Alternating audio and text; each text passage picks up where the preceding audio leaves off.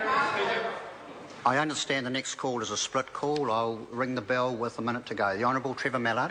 Thank you, Mr Speaker, and I find it a bit rich that the member finishes his speech talking about the rule of law in New Zealand when we all know that this bill has been brought in this week as a dog whistle diversion in an attempt in the way that the Australians do on a regular basis to divert the attention of the public away from the goings-on of the ACT member John Banks. Mr Speaker, that is...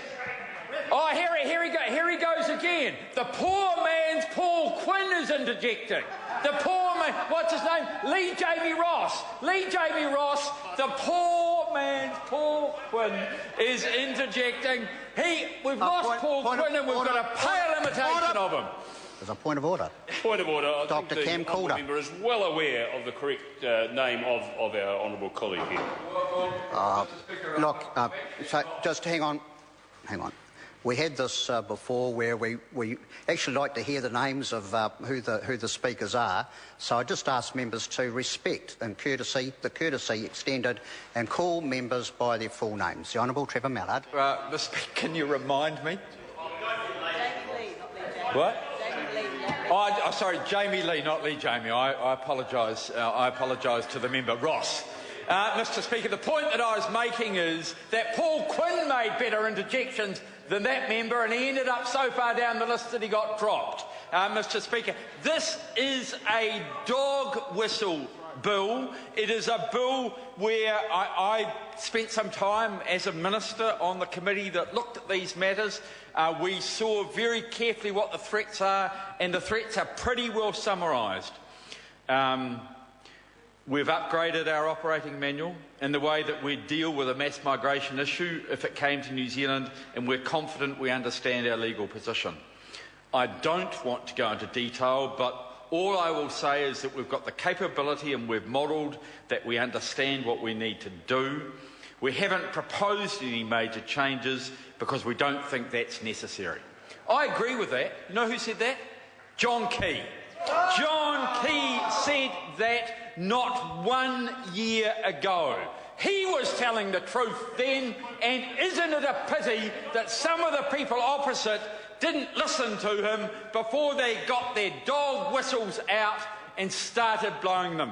We know what the story is. People don't come here on cabbage boats the way that John Banks, sorry, I'm mixing them up now. They're so far into each other's pockets, it's hard to tell what the story is. Mr Speaker, the way John Banks describes migrants to New Zealand is people who come in cabbage boats. Well, that is insulting. That is absolutely insulting. But we know, Mr Speaker,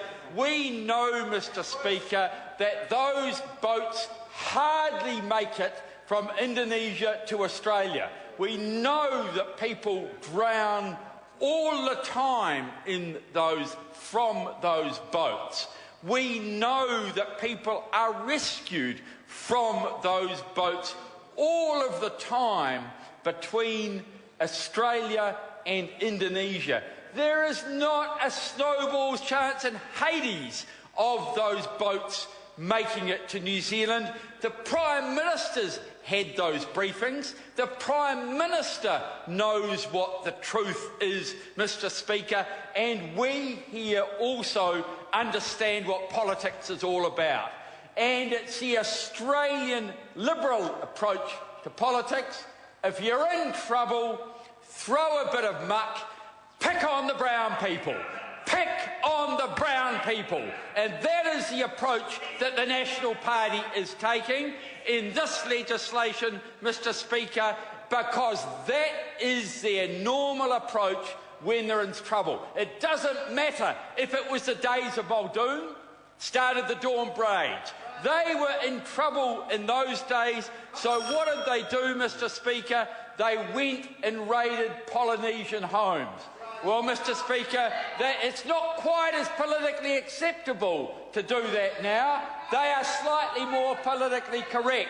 But, Mr Speaker, what they are doing here is that they're trying to raise a non-existent brown Asian threat in New Zealand, and they're raising it in an attempt to avoid the resident of the Grand Hyatt Hong Kong at whatever price he paid, and whoever arranged it. We now see, Mr Speaker, I'll make it clear, it wasn't a cabbage boat, it was a plane that he went on, but what is also clear is that he got a discount. He said he didn't yesterday. Today he admits getting a discount, Mr Speaker, and therefore what is happening is a diversion from the activities of John Banks. I call Dr Kennedy Graham. Thank you, Mr Speaker. As a